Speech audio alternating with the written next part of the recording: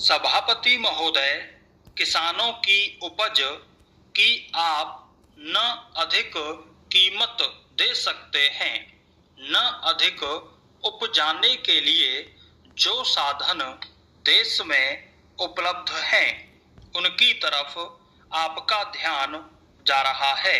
जो कुछ आप कर रहे हैं उससे कोई अच्छा भविष्य नजर नहीं आ रहा है। मैं यही कहना चाहता हूं कि आप देखें कि आपके कार्यक्रम में कहाँ त्रुटि है, कहाँ कमी है। आपने कर लगा रखे हैं, आपने जो कर लगाए हैं वे तो लगाए ही हैं। हमारे प्रदेश में तो जमीन पर 25% ज्यादा कर भी लगा दिया गया है। इतना बोझ अगर किसान पर होगा तो उसकी कमर टूट जाएगी। वह पहले से टूटी जा रही है, लेकिन वे इन करों को देने के लिए भी तैयार हैं। यदि आप उस तरह के साधन उन किसानों के लिए तैयार करें। हमारे उत्तर प्रदेश के कुछ जिले हैं, पूर्वी जिले हैं, जहां पर बहुत बुरी स्थिति है।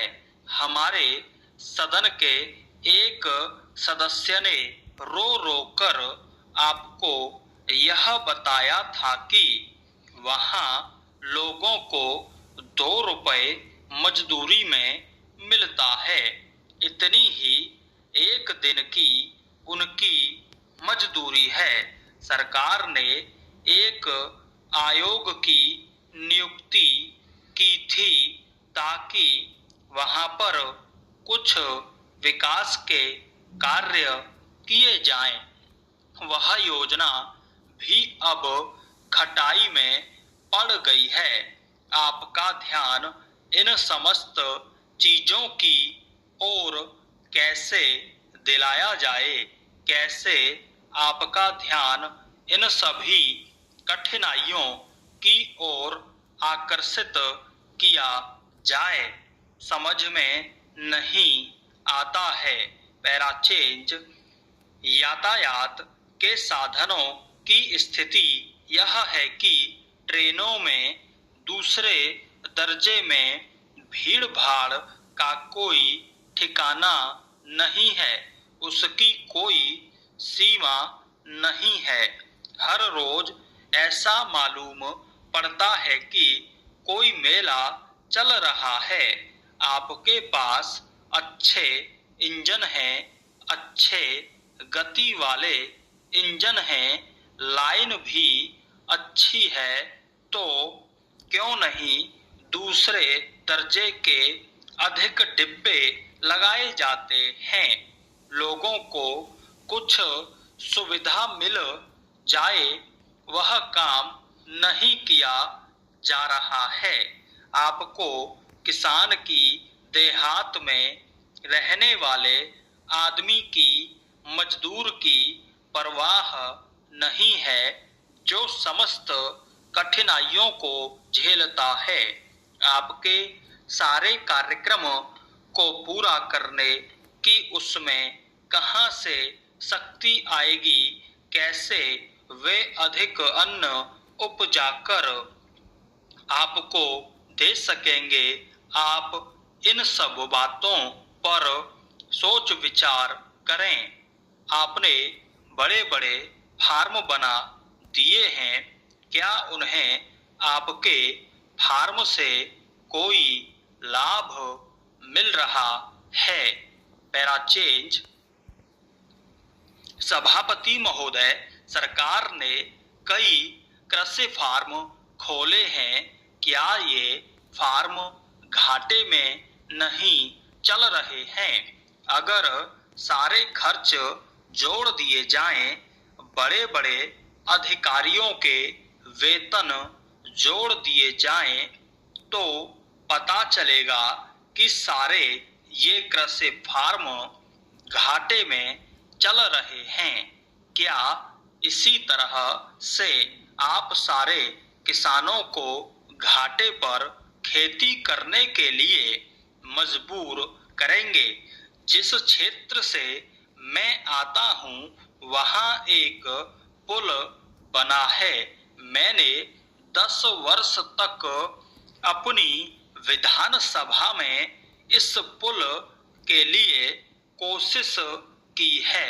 जिस दिन से मैं यहाँ आया हूँ बराबर उसकी चर्चा करता आ रहा हूँ, बराबर कोशिश कर रहा हूँ। मैं कहता हूँ कि गंगा पर वह पुल बने। उस पुल को बनाने का आश्वासन भी मिला था। एक प्रश्न के लिखित उत्तर में यह जवाब दिया गया था। यह कहा गया था कि इसको हाथ में लिया जाएगा। अब मालूम हुआ है कि उस योजना को उठाकर ताक पर रख दिया गया है और यह पुल नहीं बनेगा।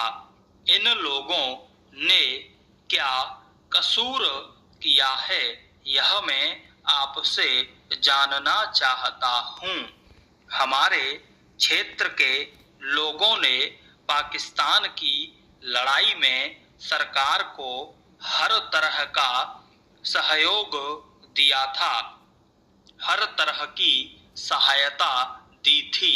हमारे यहाँ के नौजवान भी मोर्चे पर जाकर डटे।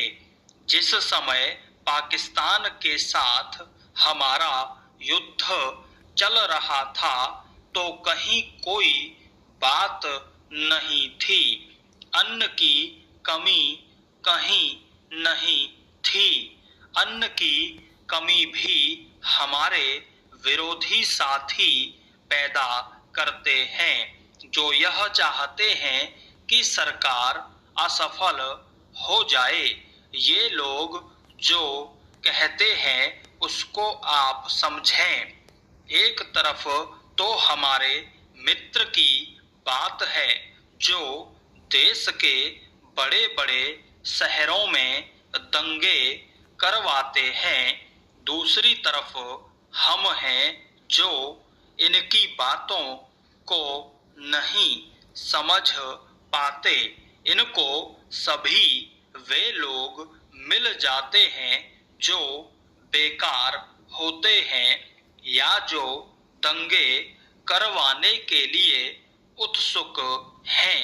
इसलिए सरकार का इन सारी चीजों की तरफ ध्यान जाना चाहिए और उसको सोचना चाहिए कि क्या तरीका इन सब से बचने का हो सकता है।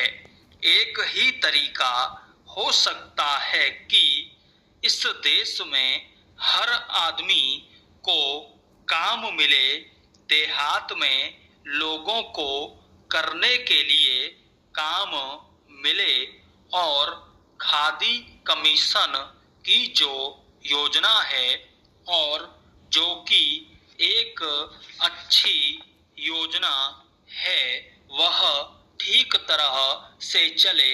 सौभाग्य से मैं आर्य समाज संगठन से संबंध रखता हूँ।